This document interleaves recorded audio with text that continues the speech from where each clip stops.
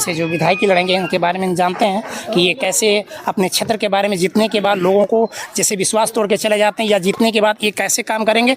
तो आप बताइए, जैसे मान लोग जीतने के बाद चले जाते हैं, लोगों को गली गली जैसे आप अभी तक हम देखे हैं क्योंकि काम नहीं होता है, आप जीतने के बाद उन लोगों से काम करेंगे या फिर उनसे बेहतर करेंगे? नहीं, निश्चित तौर पे बिल्कुल बेहतर करेंगे, क्योंकि हम शोहरतगढ़ के ही मूल निवासी हैं और शोहरतगढ़ के बारे में हमें समस्या बहुत अच्छी तरह से पता है कि क्या क्या समस्याएं हैं। और वो जो पीड़ा जो अभी देखे गए हैं वो पीड़ा तो हमारा परिवार या हमारे क्षेत्र के लोग झेल ही रहे, तो वो पीड़ा हम कैसे दूसरों को दे सकते।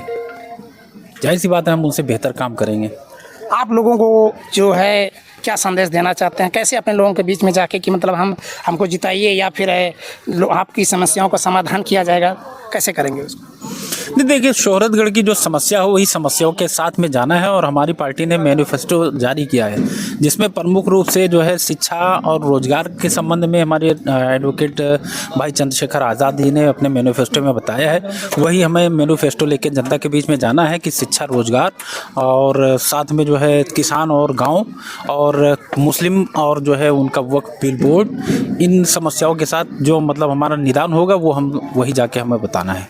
अभी लोग हिंदू मुस्लिम जो बीजेपी करती है कि हम ही हिंदू हैं मुस्लिम हैं, तो इसके बारे में आप क्या कहेंगे? देखिए, बीजेपी को सूट करता है, बीजेपी हिंदू मुस्लिम करती है, उसका वही काम है, उनको सत्ता में बने रहना है। ये पूंजीपतियों की सरकार है और पूंजीपति जो है पैसा लगा करके वो हिंदू मुस्लिम करवाते हैं दिन भर और उनकी सरकार बनती रहती है और फिर उसका लाभ वो उठाते हैं। आपने देखा कि बिहार में 1 रुपये में उनको 4000 बीघा ज़मीन मिल गई। किसी गरीब को दिलवा के दिखाए तो हम बताएं कि हाँ ठीक है, 1 रुपये में 1 रुपया क्या 100 रुपये में एक मंडी दिलवा दें, लेकिन मिल रहा है ना, उद्योगपतियों को मिल रहा है। आखिर गरीब तो उनके घर में बहुत परेशानियां हो रही हैं। अगर जो जाते हैं गरीबों के बीच में तो हमको पता चलता है कि उनके घर में रहने का ठिकाना नहीं है, जानवर भी बांधना होता है, चूल्हा चौका भी करना होता है, लेकिन सरकार उस संबंध में सोचती नहीं है। अगर जो कुछ करना होता है तो उन्हें हिंदू मुसलमान थोप देती है और उद्योगपतियों के लिए वही चीज़ फैसिलिटी देती है, बिना पैसे के सब कुछ। इस पर जनता की जो है खुद सोचना चाहिए कि मतलब कैसे क्या है, उसके बारे में जनता के बारे में क्या कहेंगे? नहीं, जनता को जागरूक करने का ही काम हम लोग कर रहे हैं। अभी जो स्वागत समारोह ऐसा नहीं हुआ कि खाली फूल माला का जो है यहाँ पे कार्यक्रम हुआ है। अभी गीत के माध्यम से और बाकी संगीत के माध्यम से और यहाँ अपनी बात रखी गई है, तो लोगों ने रखा, लोगों के दिमाग में वो बात बैठती है। तो ये इसके माध्यम से हम लोग जनता को जागरूक कर रहे हैं कि देखो, भारत देश आपका है, संभालना आपको है।